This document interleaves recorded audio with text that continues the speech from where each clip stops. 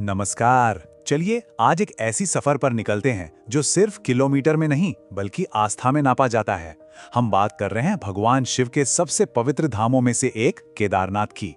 ये यात्रा कैसी होती है, क्या तैयारी करनी पड़ती है और इसका महत्व क्या है, सब कुछ समझेंगे स्टेप बाय स्टेप। ये बात ना सिर्फ एक कोट नहीं है, ये उस एहसास का निचोड़ है जो हर तीर्थयात्री को वहां पहुंचकर होता है।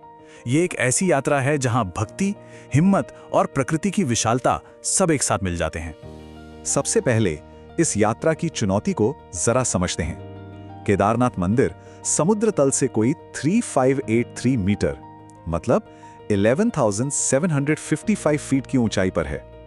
यह सिर्फ एक नंबर नहीं है, यह बताता है कि इस यात्रा के लिए शारीरिक और मानसिक तौर पर तैयार रहना कितना जरूरी है। तो आखिर इस जगह का इतना महत्व क्यों है? क्योंकि केदारनाथ भगवान शिव के 12 सबसे शक्तिशाली और पवित्र ज्योतिर्लिंगों में से एक है। और इतना ही नहीं, ये 4 धाम यात्रा का भी एक बहुत ही अहम हिस्सा है जो इसे हिंदुओं के लिए एक परम तीर्थ स्थल बना देता है। पर इस स्थान के पीछे की कहानी क्या है? क्यों ये इतना पवित्र माना जाता है? इसके लिए हमें समय में पीछे चलना होगा, महाभारत के दौर में। चलिए उस कथा को जानते हैं जो इस जगह की आत्मा है। कहा जाता है कि महाभारत युद्ध के बाद पांडव अपने ही परिवार वालों की हत्या के पाप से दुखी थे और उन्हें मोक्ष चाहिए था। वो भगवान शिव से माफी मांगने निकले, पर शिव उनसे नाराज थे और मिलना नहीं चाहते थे।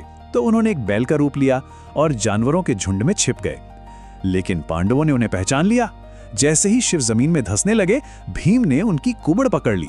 बस वही दिव्य कुबड़ आज वहां ज्योतिर्लिंग के रूप में पूजा जाता है। तो ये तो थी पौराणिक कहानी। अब वापस आज के समय में आते हैं। अगर किसी को इस पवित्र यात्रा पर निकलना है तो तैयारी कैसे करनी चाहिए? एक बात तो साफ है, अच्छी तैयारी के बिना ये यात्रा मुश्किल हो सकती है।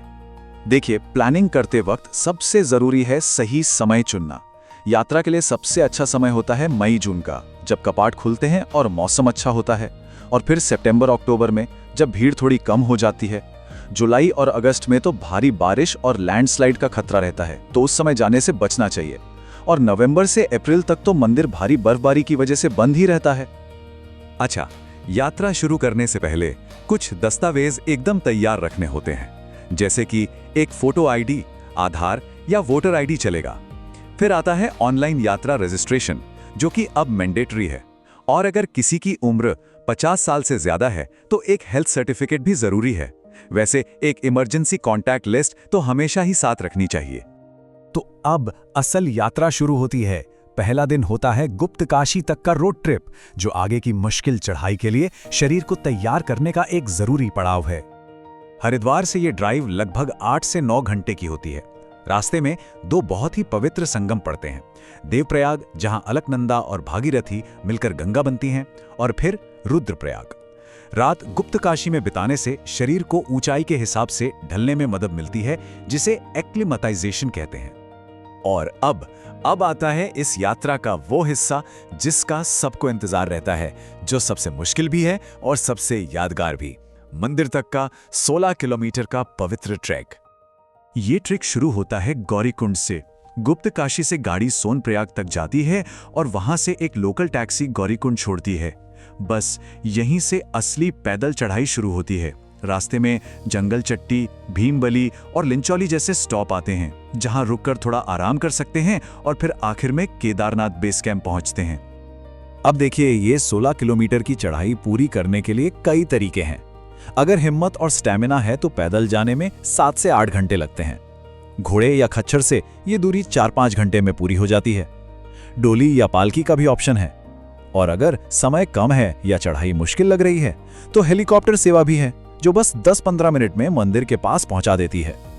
घंटों की मुश्किल चढ़ाई, ठंडी हवा के थपेड़े, सांस का फूलना, और फिर जब पहली बार मंदिर का शिखर दिखाई देता है, वो पल, वो एहसास, सच में उसे शब्दों में बयां नहीं किया जा सकता। यही इस यात्रा का सबसे बड़ा इनाम है, आध्यात्मिक चरमोत्कर्ष। एक बार मंदिर पहुंचने के बाद दर्शन सुबह 4 बजे से ही शुरू हो जाते हैं। वहां की दिव्य आरती और रुद्राभिषेक में शामिल होने का अनुभव ही अलग है। यहां से करीब 1 किलोमीटर ऊपर भैरवनाथ मंदिर है, जहां से पूरी केदार घाटी का जो नजारा दिखता है वो कमाल का है। और हाँ, लंगर में प्रसाद लेना बिल्कुल नहीं भूलना चाहिए। अच्छा, एक सवाल मन में आता है, सर्दियों में जब मंदिर के दरवाजे बंद हो जाते हैं तब भगवान की पूजा अर्चना कैसे होती होगी? और इसका जवाब एक बहुत ही खूबसूरत परंपरा में छिपा है। भगवान केदारनाथ की चल विग्रह डोली को बड़ी ही धूमधाम से उनके शीतकालीन निवास यानी ऊखीमठ के ओंकारेश्वर मंदिर में ले जाया जाता है और फिर अगले 6 महीने उनकी पूजा वहीं पर होती है। ये एक ऐसी परंपरा है जो सदियों से चली आ रही है।